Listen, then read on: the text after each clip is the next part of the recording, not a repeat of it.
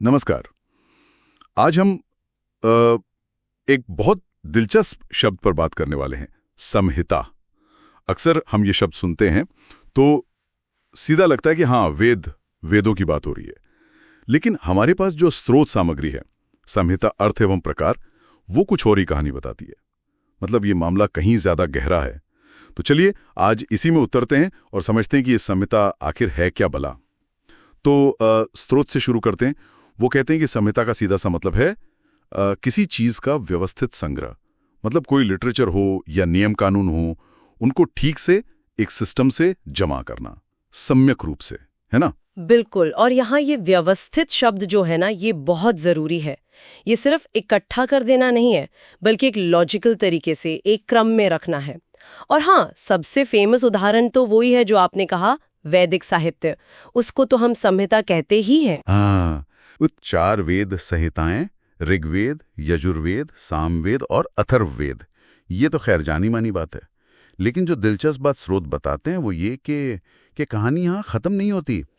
ये शब्द वेदों से आगे भी गया है। यहीं से चीजें इंटरेस्टिंग होती हैं। सही, एकदम सही कहा। ये सिर्फ वेदों तक ही मामला नहीं है।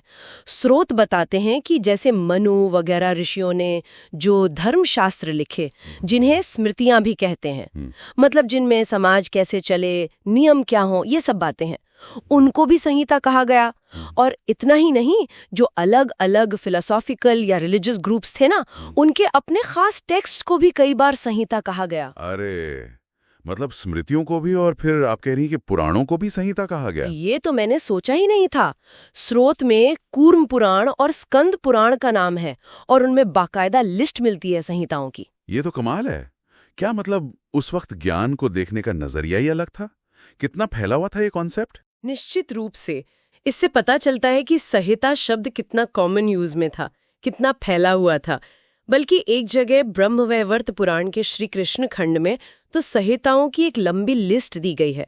उससे अंदाजा लगता है कि कितने अलग अलग तरह के ग्रंथों के लिए ये शब्द इस्तेमाल होता था। अच्छा, जरा बताएंगे उस लिस्ट में क्या क्या आता है? किस किस तरह के ग्रंथ हैं उसमें? थोड़ा आइडिया मिलेगा। हाँ, उसमें काफी कुछ है। देखिए, एक तो 18 पुराण है, फिर 18 उप पुराण भी गिनाए हैं। साथ में जो इतिहास ग्रंथ है हमारे, जैसे महाभारत और रामायण, उनको भी संहिता कहा गया है। फिर कृष्ण भक्ति से जुड़ी 5 खास पंचरात्र संहिताएं हैं, वासिष्ठ, नारदीय, कापिल, गौतमीय, सनत कुमारीय। और तो और ब्रह्मा, शिव, प्रहलाद, गौतम कुमार, इनकी भी अपनी अपनी संहिताएं बताई गई हैं। तो मतलब आप देखिए, पौराणिक, ऐतिहासिक, दार्शनिक, भक्ति वाले ग्रंथ, हर तरह के ज्ञान के व्यवस्थित कलेक्शन को संहिता कहा जा रहा था। ये बात बहुत खास है। तो फिर निचोड़ ये निकलता है कि संहिता कोई एक्सक्लूसिव शब्द नहीं था सिर्फ वेदों के लिए। ये तो एक तरह का अम्ब्रेला टर्म था, किसी भी ज्ञान या नियमों के ठीक से जमा किए गए कलेक्शन के लिए।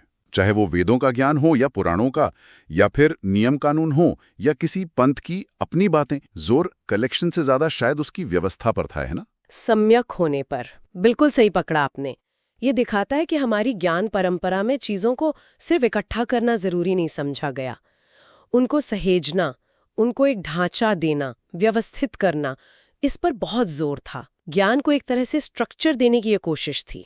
तो आज की इस बातचीत से ये बात साफ हो जाती है कि संहिता शब्द हमारी सामान्य समझ से कहीं ज्यादा बड़ा और अहम है। ये सिर्फ 4 वेदों का दूसरा नाम नहीं, बल्कि प्राचीन भारत में नॉलेज को ऑर्गेनाइज करने का, उसे एक व्यवस्थित रूप देने का एक पूरा सिस्टम था, एक पूरी सोच थी। और ये सोच कई तरह के ग्रंथों और परंपराओं में फैली हुई थी। जी, और यहीं से देखिए एक दिलचस्प सवाल भी खड़ा होता है सोचने के लिए, कि ज्ञान को इस तरह संहिता यानी कंपाइल और ऑर्गेनाइज करने का जो ये पुराना तरीका था, ये पुराना विचार, आज के ज़माने में जब इन्फॉर्मेशन का इतना बड़ा समंदर है हमारे चारों तरफ डिजिटल युग में, तो ये पुराना तरीका आज हमें ज्ञान को समझने, उसे वैल्यू देने, उसे ऑर्गेनाइज करने में कैसे मदद कर सकता है, या क्या इससे कुछ सीखा जा सकता है?